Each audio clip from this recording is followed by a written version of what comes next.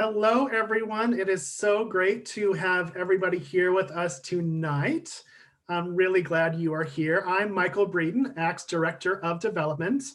Before we continue, I'd like to take a moment to recognize that we are on the unceded land of the Coast Salish people, past, present, and future.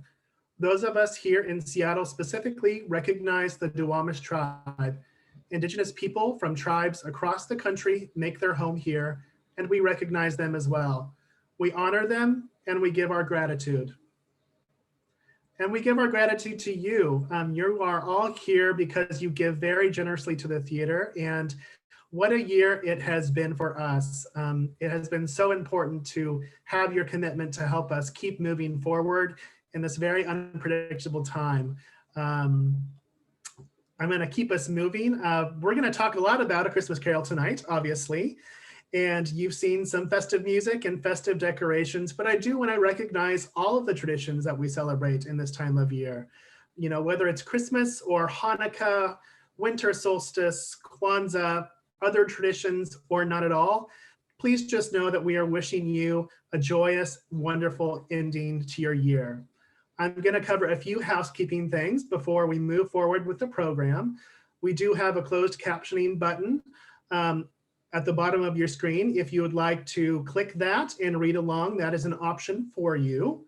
If you do have a question throughout the evening, feel free to type that into the Q&A, and we will address that at the end of the evening when we reach Q&A.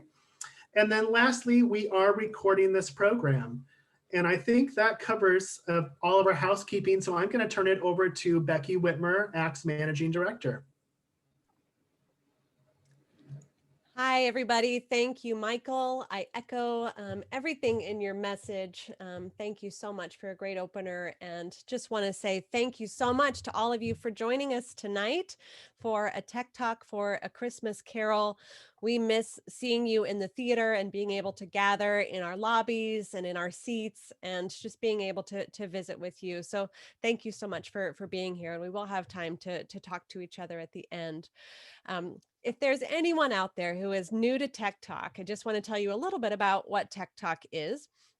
So Tech Talk usually takes place on the Tuesday that is the first night of our technical rehearsals. And it is the day when the actors and the designers and all of the scenic elements come together on stage for the first time. And then they spend 4 days building the entire show, scene by scene, line by line, cue by cue, from lights and sound and costumes and props and everything else. And then it's usually that first Friday that we preview and have audiences. So we start on a Tuesday and get it out there by Friday. And on Tuesday, the first day, we bring our donors in for a behind the scenes sneak peek conversation with our creative team and some of our staff who are just on their dinner hour. And they come to meet with our donors and share a little bit about what's exciting, what's challenging, where are we, how did we do that?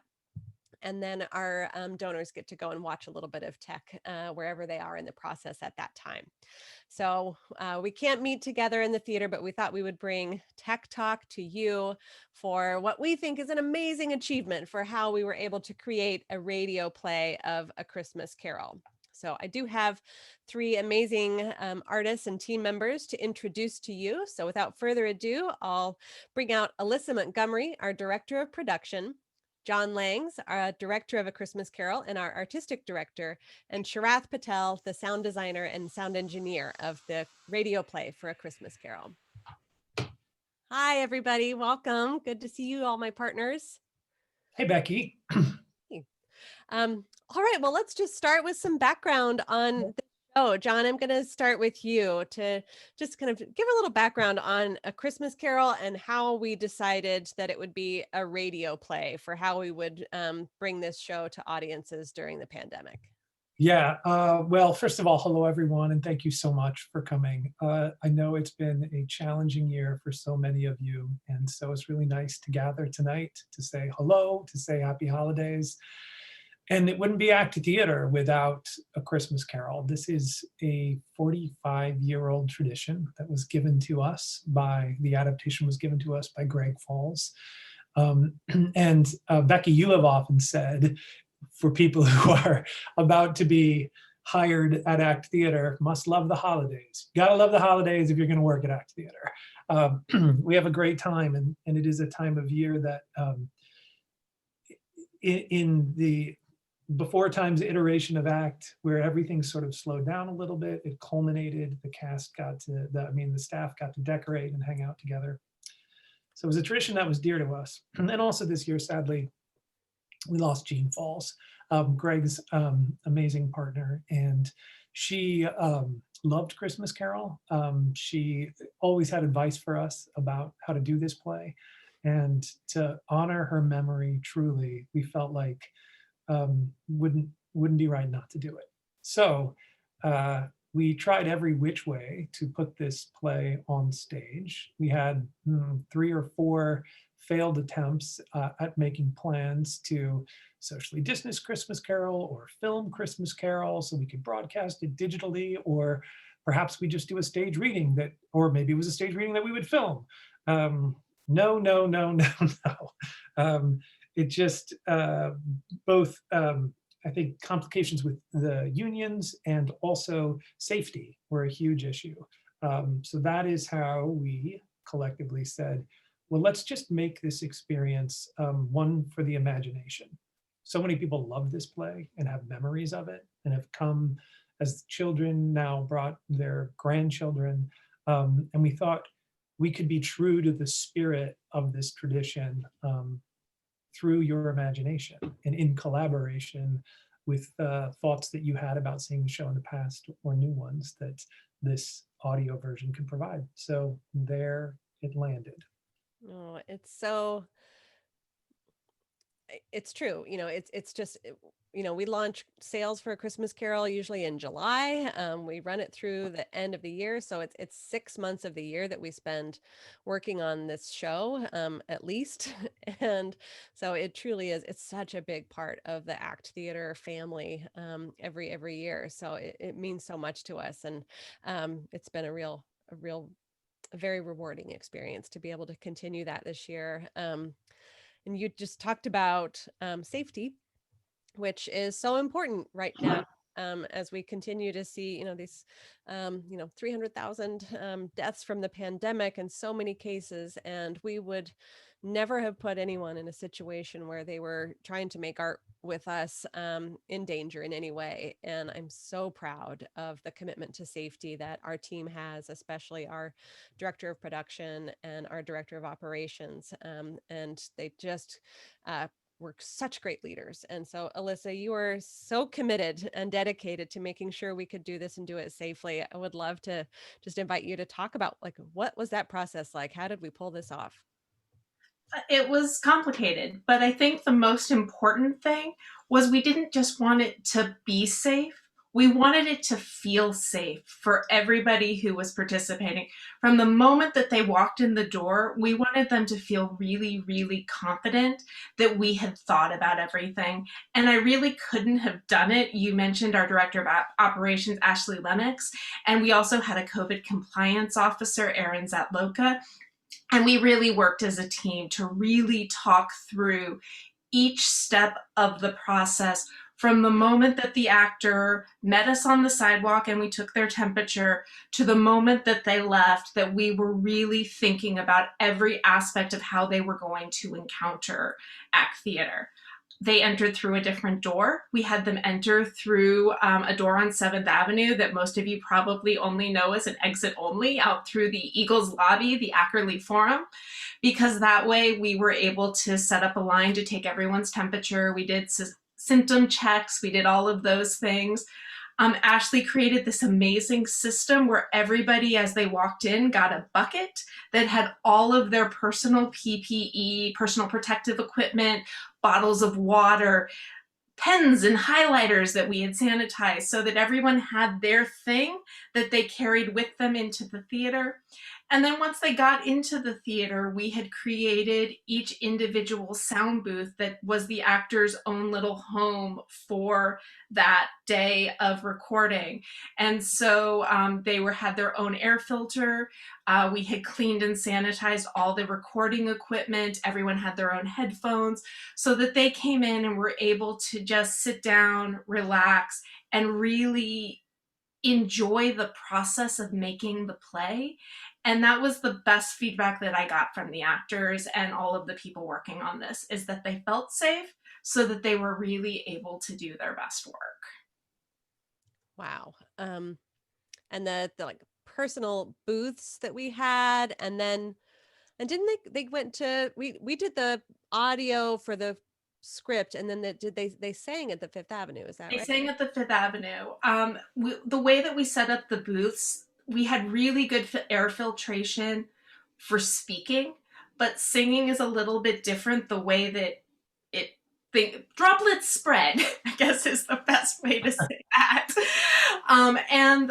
This is where theaters really bond together. And the Fifth Avenue had purchased these whisper booths, which are truly encapsulated sound booths with their own air filtration system, a much higher degree of audio quality and capability. So we were able to not only make the artists safer, we were also able to make them sound a little better too, because the mics were a little better and the mixing capabilities were just a little bit better and a little bit different than what we had at our theater. So it was really lovely to be able to partner with them in that way. Awesome. I'm so proud, and great segue to the sound and the mixing and the capturing. Sharath, it's so wonderful to be able to work with you again. Welcome back to ACT and the ACT family. You made some magic happen with the sound engineering for this show. I would just love for you to share with our audience tonight just about that recording process. What was your approach? And just how did this capture happen from a technical perspective? Well, first off, I need to thank the technical staff at ACT, the production staff. Everyone are just fantastic to work with. And specifically, I was working directly with Max Langley and Nick Farwell. And this was a technical beast to execute, in the fact that we have 7 microphone stations on stage, plus I need to get capture from John giving notes, the stage manager running things, the vocal coach running things, my own notes. I had to have that ability to talk to the actors and capture all of it. And the brain trust of sound that I love to call Max and Nick, we were able to just sit and figure out how to do all the connectivity. And I expect some very, very specific dialogue microphones, not the greatest for singing, but can be used. This is actually the same microphone that Chris Christopherson used in A Star Is Born, the first remake of 2. Anyway, but came in, picked the gear up here in Portland, drove up to Seattle, literally dropped it off. They set it up. It was fantastic. And again, safety was followed the entire time, just because we're living in these pandemic times. But with these 7 amazing microphone stations that we had, I was able to get individual feeds, basically discrete feeds from each one of the actors.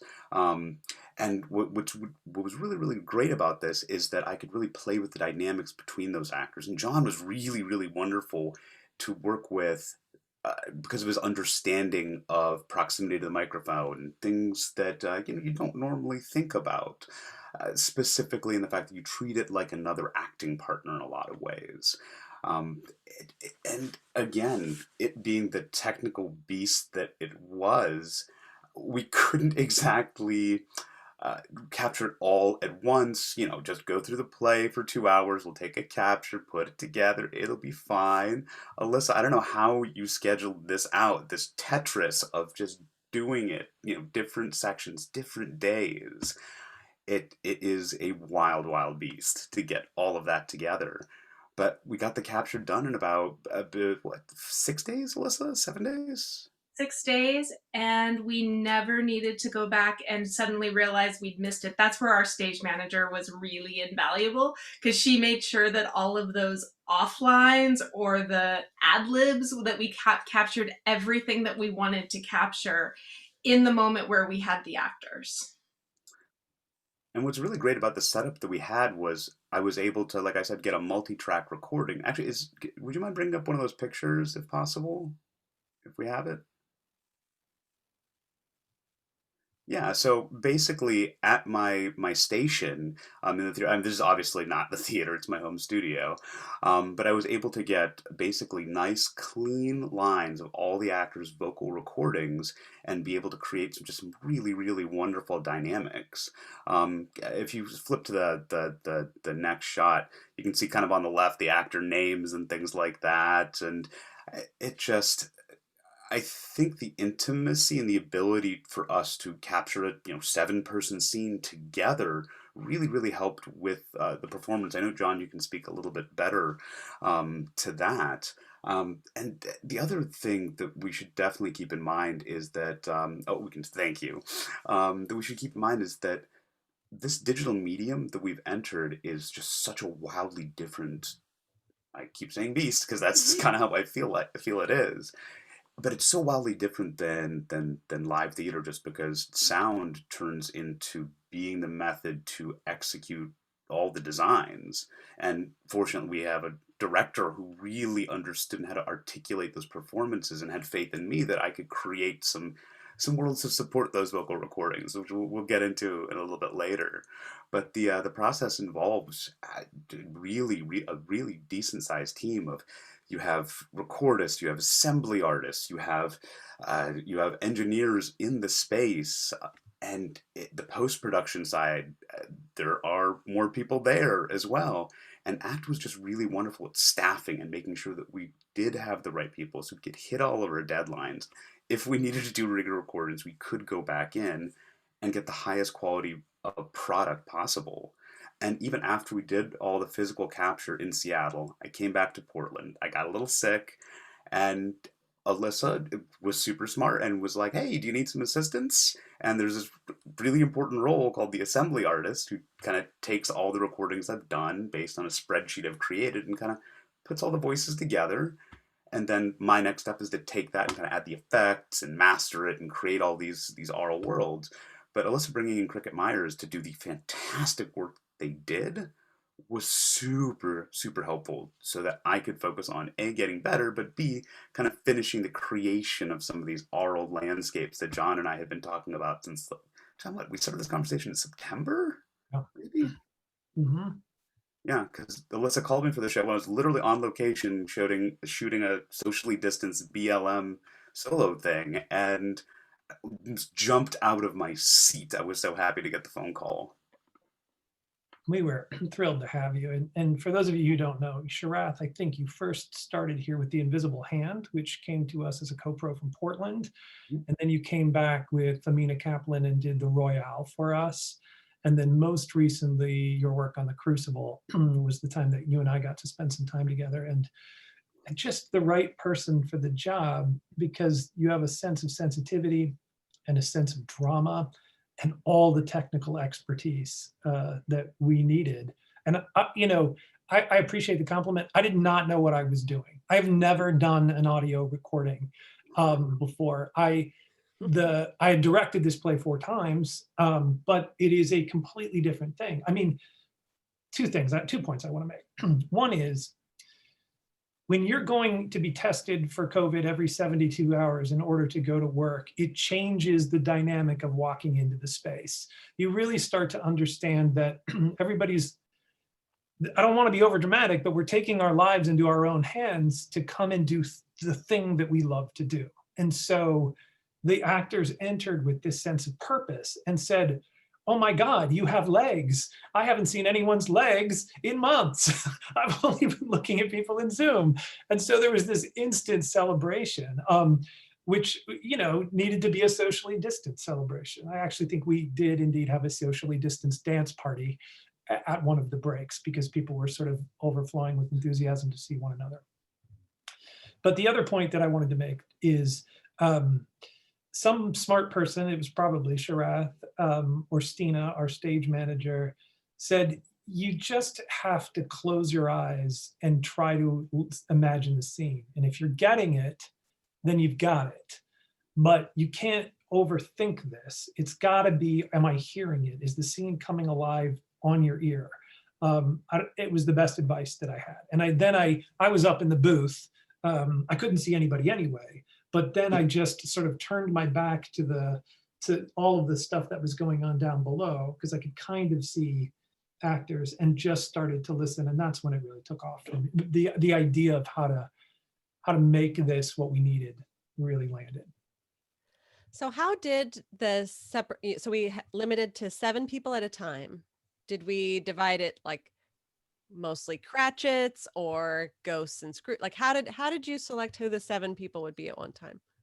It was the most complicated production manager math I have ever done in my career, because it is not just that we could only have 7 people, but we were dealing with an entirely different union that I'd never worked with it before. So one of the things with SAG is there's a huge premium if anyone voiced any more than 3 characters. So it was 7 people at a time voicing no more than 3 characters. I color coded the entire script by day, so each day was a different color, and then folded that into the schedule based on the amount of hours we thought it was going to take. And then also tried to group things together where people who were voicing similar scenes would be in the same day, because again, a safety part of this is the less that they were physically in the space, the safer they would be. So if I could get them in and out and do all their scenes in one day, that was preferable. So there was an incredibly complicated spreadsheet that Sharath, Stina, our stage manager, and I just kept referring off of to make sure that we got all of those things in place. Wow, it's so impressive. And some of you may be thinking, why doesn't Becky know that? Well, because I wasn't allowed to come on site because we needed to keep a minimum of people. So I just put my faith and trust that we have highly talented and capable people, which of course we do. So it's just, even for me, it's fun to hear about how we made it happen. I know that we have some clips to share. And so this might be a really fun time to share kind of Sharath, what you selected that might be fun for our audience to hear. And I think if the 3 of you can help set up those clips and what we're going to listen to, that'd be great. Yeah, first up, I got to address one thing. John saying, like, this is his first time and all that. That did not, like, I had not a clue. Like, just because the post-production for this, it's supposed to be John and I sitting in an editing bay together looking at stuff, rearranging stuff. But again, no, did not come across one single time. Actually, John, would you like to introduce this first clip? Yeah, I mean, I can totally do it. This is the opening sequence, and it's one that probably Sharath and I took the biggest time wrestling with. And we did it about 8 different ways. But the thing that we started with was, we thought we were going to sort of start on a radio dial, and that you would hear a lot of the events of 2020 and then kind of land in this Dickensian aural scape, and the play would sweep you away. And Sharath made this, and it was incredible, and it was intense. And as I was listening to it, I just thought, we've had enough of this. We've had enough of hearing this. This has got to be about joy. It's got to be about remembering being in the theater. Like, why do we need to remind everybody what they're living every day? And so we took it out, we rearranged music several times. We know that we wanted to get into the story very quickly. And in the theater, there's a long preamble before the narrator steps out and says the first line, Marley was dead. So we knew that people would be listening, and we wanted to cut to the chase, but we wanted an invitation of joy, and that's just what you made. You want to roll it?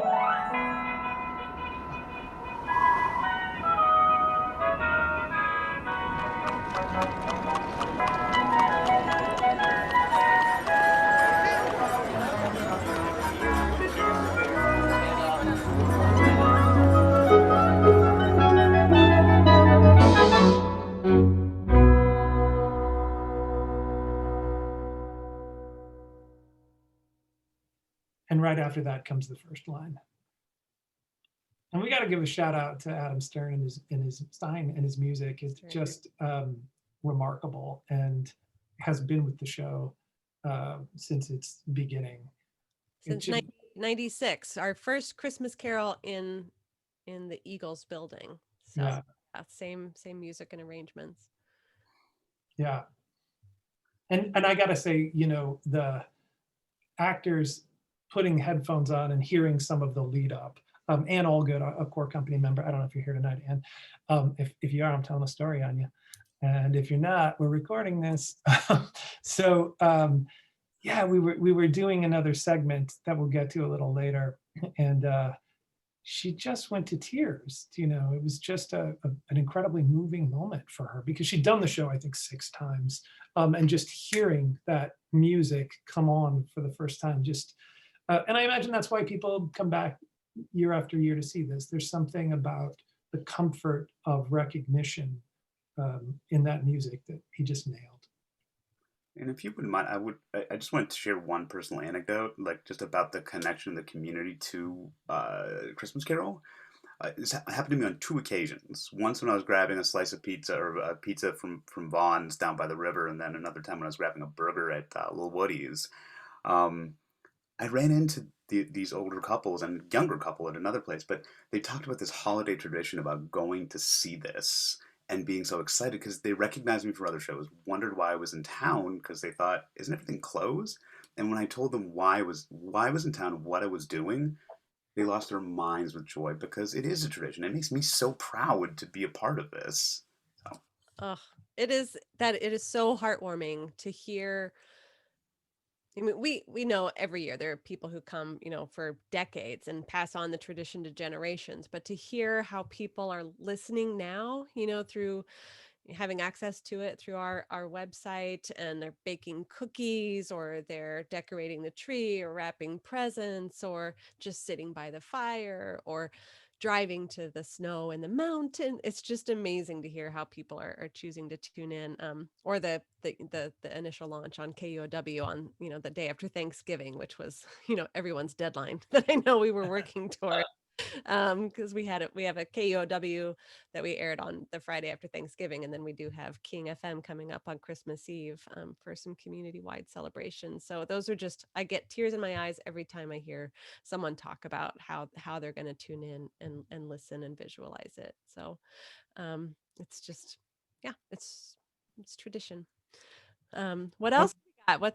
Yeah, well, I'll set up this clip, just a casting choice, which is a fun story. And then Sharath, you did incredible detail work, and we're talking about the Jacob Marley scene now.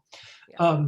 And Jacob Marley is played by our past artistic director, Kurt Beattie. And I remember sitting early on when I was an associate artistic director. Of course, I shadowed Kurt every year. One year he was directing Christmas Carol, maybe twice. I sat through, you know, watching him work. Brilliant. I do remember he had a lot to say about that Jacob Marley scene. He had a lot to say to those actors. He was like, it's got to have the tone of what that Dickensian spirit wanted, but it's also got to have the softness, because he has one of the most beautiful lines in the play, but it's also has to have the intensity. And so when I was thinking, like, who needs to play this part, I was like, all right, Kurt, you know exactly what this one needs. So welcome to Jacob Marley, Kurt Beattie. Oh, who are you? What do you want with me? Much. Who are you? Ask me who I was. Who were you then? In my life, I was your partner. My partner? Jacob Marley? I'm Jacob Marley. Sweet. Yeah, on the technical side of that, recording it was so much fun to hear these 2 pro-vet, amazing actors just go to town on this scene. And I think it was when Max Langley brought a picture of the 2 of them playing the 2 opposite roles, I think, maybe, and got a picture of them sitting next to the picture, that it, like, another moment that hit home, like, what this means. And so I decided just to go to the nines with this, well, with the entire show, but this scene in particular. Oh my gosh. So what you kind of heard in that cue between the banging of the bells, which is, believe it or not, actually a recording of the Allen pipes I had done while I was in town for Passover. But it's also Kurt had put his hand on the sorry, no, it was Jeff who had put his hand on the microphone, and just for like a minute, as they were doing something else. But I got this really great capture of his heartbeat, so I was basically able to take again another capture of the Allen pipes. Actually, no, this was it was a seismic recording mixed with the Allen pipes. Anyway, so I put it all together to create that wow, wow, wow from basically the actor's heartbeat and the Allen Theater. Just because, I mean, that's where this has been performed for forever and ever and ever. And I wanted to help tie the two together. And that kind of spooky soundscape you're hearing underneath it is actually like B-roll from other takes that I took and I pitch bended and I pulled apart and just kind of wove it into something else. But again, to me, it felt like it had to be those two actors, that environment, just recreating what maybe you could have heard in the Allen. Yeah, it was a wonderful recording session with the two of them. And I thought what you did with it, the first time I heard that sort of wah, wah, wah, I was sitting with my 4-year-old daughter, and she has not seen A Christmas Carol. And there are a couple of Easter eggs. If you watch if you open your laptop and you play this, there's a couple of visual Easter eggs for you, just about the placeholder that we gave the radio and how it changes. And it scared her. She was scared, and she will not. She'll creep into my office. She's like, "We're not doing Christmas Carol, are we?" Because she could hear it in the house. So, well done, Sarah. Well done. I tried. Do you want to set up the next one? Now, I know this was the most difficult sequence for you. It was the Fezziwig party sequence, and yeah, I know you worked slavishly on this one. It was just I remember hearing iteration after iteration of it. So yeah.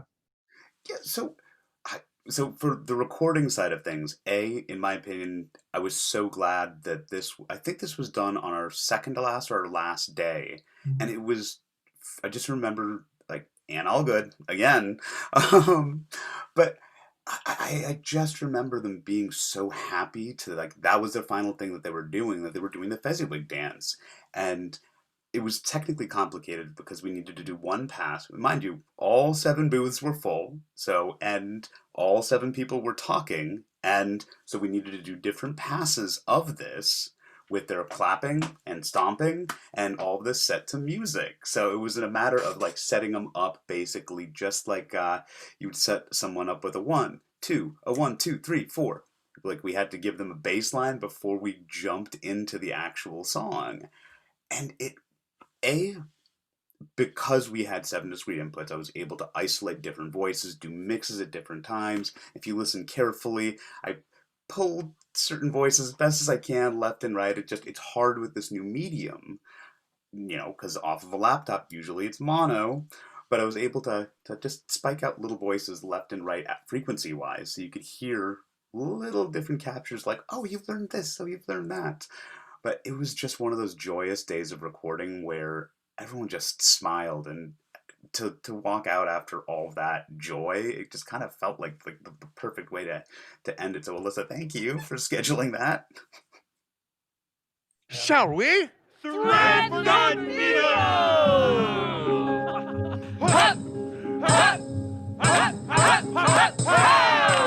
Away they all went. 20 couples at once, hands half around and back again the other way. Down the middle and up again, round and round old Fezziwig, clapping his hands. There were more dancers, and there were forfeits, and more dancers. Everyone, step lively! This is Fezziwig.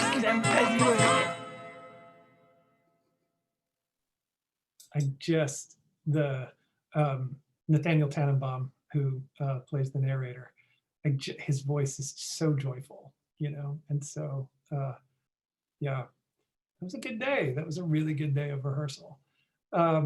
So we're finally to Spirit 3, the Spirit of Christmas yet to come, and yeah, there's a story to tell here about casting, and has a lot to do with budget, but yes. I was someone said, why don't we list Spirit 3 and who it is? And we never list that in the program. That's always a secret. But this year, is it still a secret? Maybe we should hear and see if people can guess who it is. Ghost of the future, I fear you more than any specter I have seen. But as I know your purpose is to do me good, and as I hope to live to be another man from what I was, I am prepared to see what you will show me, and to do so with a thankful heart. Show me.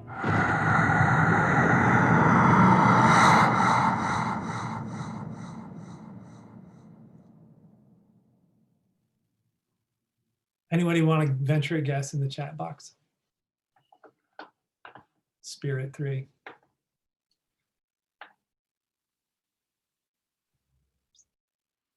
No guesses. I can see no guesses. Well, you cast it, Sharath. You get the big reveal. All right, so I kind of have a fun thing I love to do with every show I do is I like to record my director, usually secretly, and hide their voice someplace in the show. I've done it to pretty much every director I've ever worked with. John is actually one of the most fun directors to do this to, because if you saw The Crucible, actually, fun fact, John was the owl that you heard flying around when John Proctor went out into the forest. So I figured, you know what, why not just hide this one? Nah, let's put it forefront. So I asked John to actually do it. That's his deep exhalations, and I think we decided that on a phone call when we were talking about like how to articulate the voice, because the articulations for every one of the three spirits is different. The way they articulate their voice and the way they use their quote unquote magic. And what was cool about this was not only was I able to have this conversation with John beforehand about his voice and his vocal qualities, I was actually able to work ahead. And what I did, because you can kind of hear those sort of noises, and again, this is John really trusting someone who's like, oh, I have a great idea. Is I set up basically metal like leads onto a metal pipe and just got two basically pipe benders, just bent it ever so slowly and recorded it to create those big movements to kind of go with the thunder. And you're talking to the cat for Spirit 2. I literally went to, we have a gas stove, is turn the gas on for a little bit, lit a match, and got that noise out of it and took it and manipulated it into something else. It's so smart, and so it seems so it's so creative what you do, and so seemingly simple, but then how you take these sort of quotidian items and sounds and turn them into these landscapes. I just find it such a joy. It really is a joy. Yeah, I think I remember the phone call. I was talking to Sharath. I'm like, it's got to be like, and he was just like, okay, so that's what it'll be then. And then there I am, like a jerk, standing in front of a microphone, trying to act for Sharath, who then became my director at that point and gave me some terrific direction. So I appreciate it. You remember to take off your puffy jacket, right? That's right. Yes. Yeah. Well, that's the other thing about your bionic ears is that I'm in a booth, in a Duvetine booth, 40 feet away from him. You can't see me, and his ears are like listening, and he's like, you're wearing a jacket right now. I mean, that's sensitive listening. Yep. When you say I love my job, I want to share another funny story about the hawking thing. I was back in Ohio visiting my mother at the time we were having this conversation. Flew all safe, tested negative, all that important. but my mother literally walked past a room where I was talking to another person, went, no, like a, no, like a, and I had it on speakerphone because I wanted to see what it would sound like. She must have stood there on the door for a good 5 minutes of this and was just like, this is what my child does for a living. Oh, well, I think, was that the final clip that we have? I It think was. Mhm. that's my 19-year-old cat Grace, who just is like, lady, get out of that chair. I think one of our favorite traditions as well in this Tech Talk environment is to just give a nod to all of our other creative team and cast members who helped make it possible, bringing their talents. I think we do, there it is. So we've got a slide here. This is also included in the kind of visual portion of the Christmas Carol recording, but just want to give a shout out to the entire cast and creative team who made this possible. Yay, thanks everybody. I think we have time. I think Michael's going to help moderate a Q&A from the audience. So shall we jump over there? Yeah, absolutely. And I'll just give a quick reminder. There's a few ways you can send in your questions. We already have a few in the Q&A. That's a button at the bottom of your screen. Just click that and type your question there. Right next to that is a participants button. You can click on that and raise your hand. And I'll be looking for raised hands and I will unmute you so you can actually ask your question in person. So I'm going to start off with a question that is already in the Q&A. Ellen asked if we can have some time seeing each other's faces. For those of you who don't come to Tech Talk, this is such a wonderful family. You know, we see old friends and we have a drink before the Tech Talk and then stick around talking for quite a while after.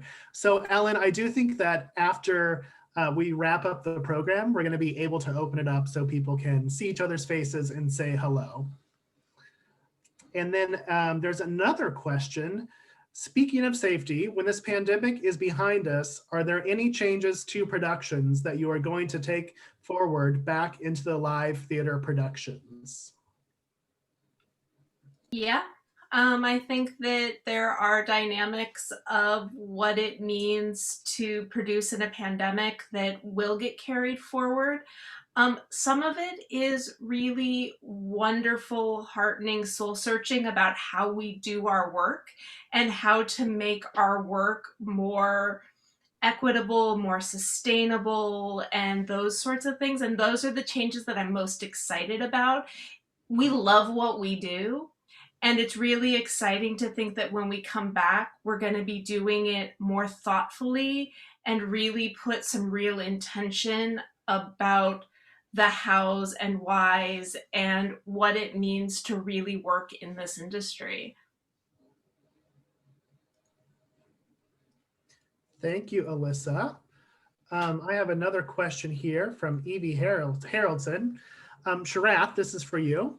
It says, Sharath, I was imagining an old-fashioned wound table. I'm not sure if I'm pronouncing that correctly in this context. I'm not an engineer. Wound table, and it is so interesting to understand how that is created in modern day. Do you still have a sound table of pre-recorded sounds to draw from? So there are a whole bunch of digital effects and things like that you can get from libraries, but I kind of hate them, so I kind of record all my own stuff. I have, you can kind of see my studio. I have my own recording spaces for music and things like that. But I actually, like I say, if I need the sound of something crashing or exploding, I'll take that. You know, there's certain things like obviously I'm not gonna do like crash a car or something like that. But I do have a digital library. And when I started doing this in 1998, we were still working on reel-to-reels, so I actually know how to like cut tape, and I still force my students to do projects like that because that's where the modern, like the digital editing suites and all that stuff, it actually comes from those old editing tables and things like that. So sort of. Thank you, Sharath. Max Langley, I see you have your hand raised, so I'm going to allow you to talk. I think you should be unmuted. Well, I'm not sure that's a wise idea, but I'll do it anyway. I wanted to point out I just listened to the show this morning, and I knew that going into this. Now I've been doing. I had done 14 years of Christmas Carol in the theater, and at 30 shows a year, that's a number. But there were certain things that I noticed when we were recording that were really, really fabulous. And I was very pleased. The intimacy has grown incredibly over the recording. And I think that having this recording in general will be a great thing to have in the future. So it's a great alternative to actually seeing the theater. There were some things in it that I just fabulously loved, and some of the asides and things that were just subtle as all get out. And it was really fabulous to see. I just had a great time with it. Max, you were a huge part of making that work and always have been. And I concur with you.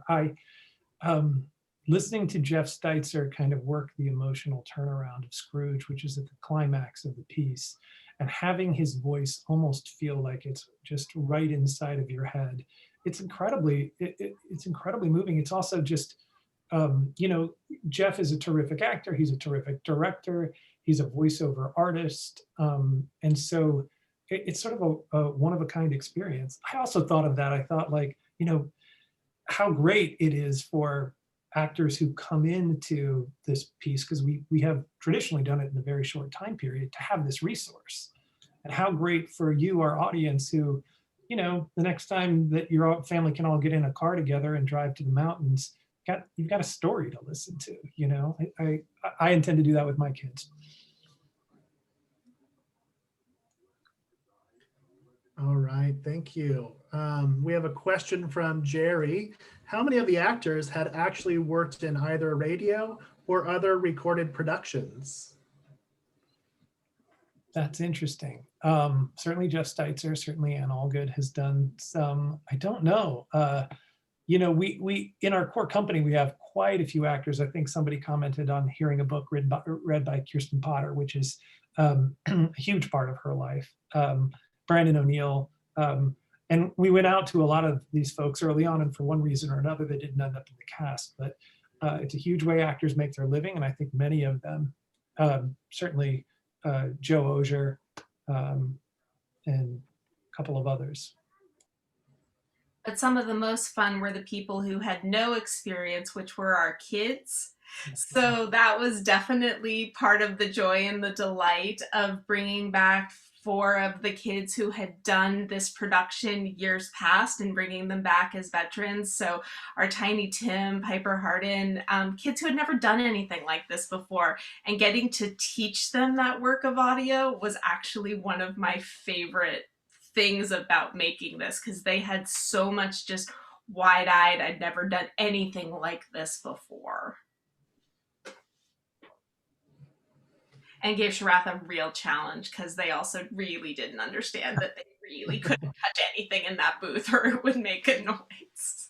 My favorite is popping on a talkback mic, being like, "Hey, can we not do that?" I'm like, "You can hear that?" I'm like, "Yes, I can." Yeah. But it just, this question actually brings up, my comment earlier about John, you saying you didn't have experience with it. It was just those conversations about how to treat the microphone as another actor and ways to, really give an intimate performance by leaning in. And then there were certain things that, there's some certain things you can do in digital, and that's great.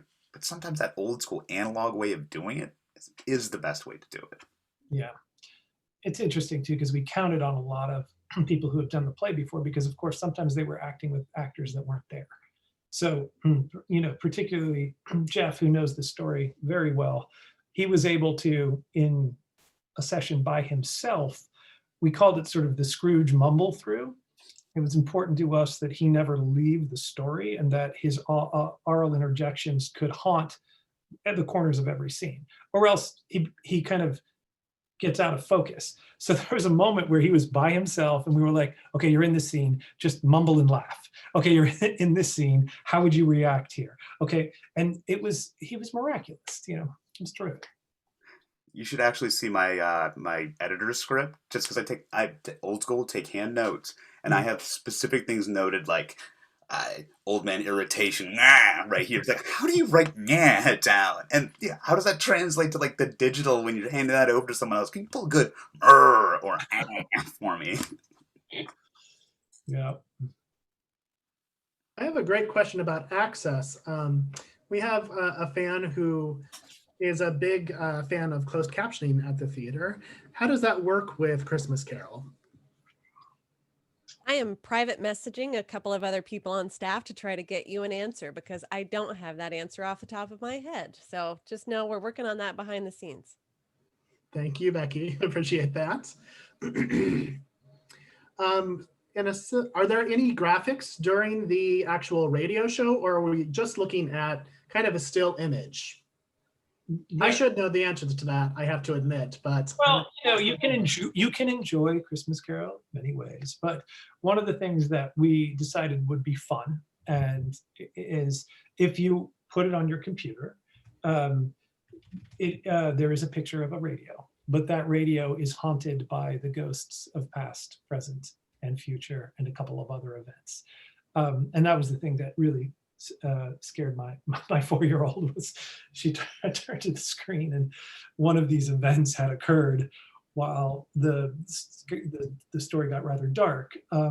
So that was sort of intentional, that you would be sitting around and have that haunted moment of like, did something just happen?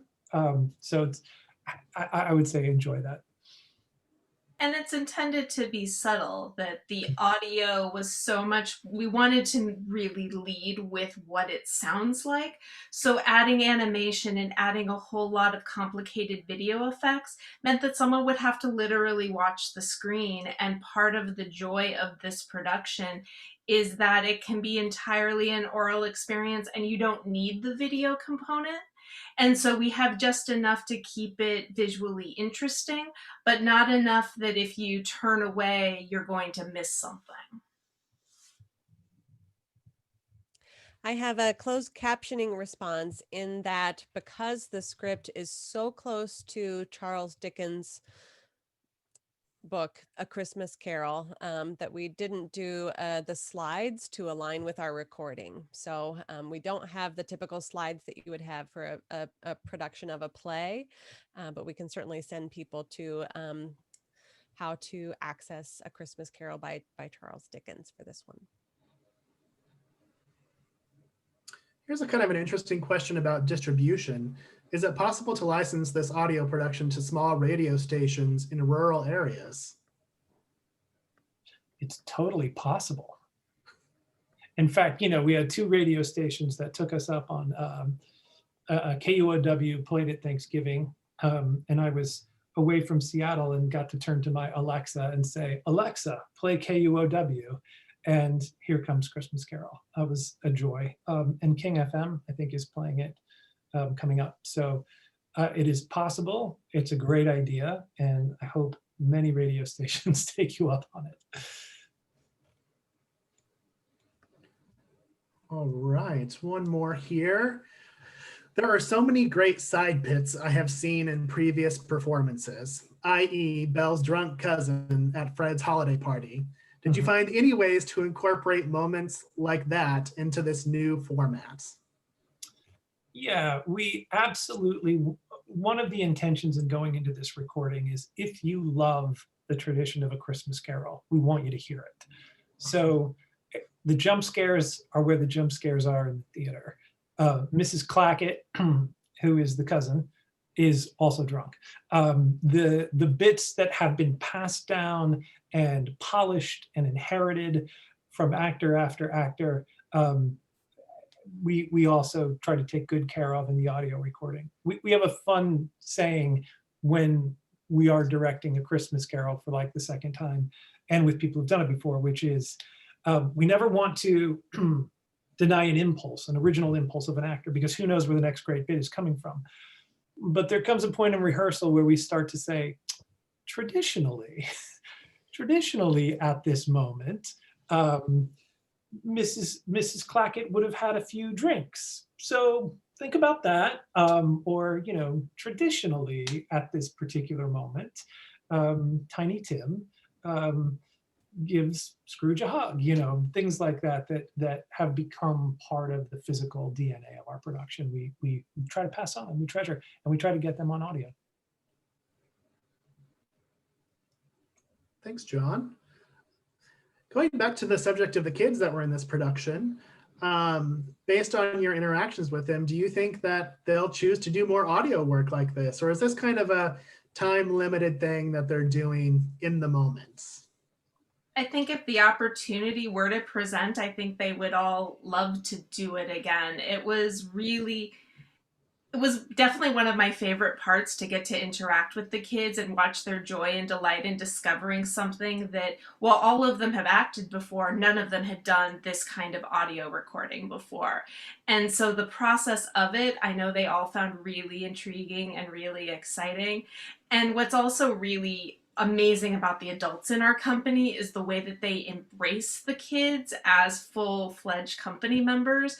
And so there is this friendship and bond that forms between the kids and the adults. So there was also this just joy of, here's how you do this. Here's how you do this a little bit better. So I wouldn't be surprised to see them pick up some audio work in the future. You know, I just, as an educator, as you know, as well as someone who I do this nationally, there's been a real conversation between the other larger theaters, let's say like Alabama Shakes, the Alley, Actors Theater of Louisville, my theater, where the company, where I'm a company member.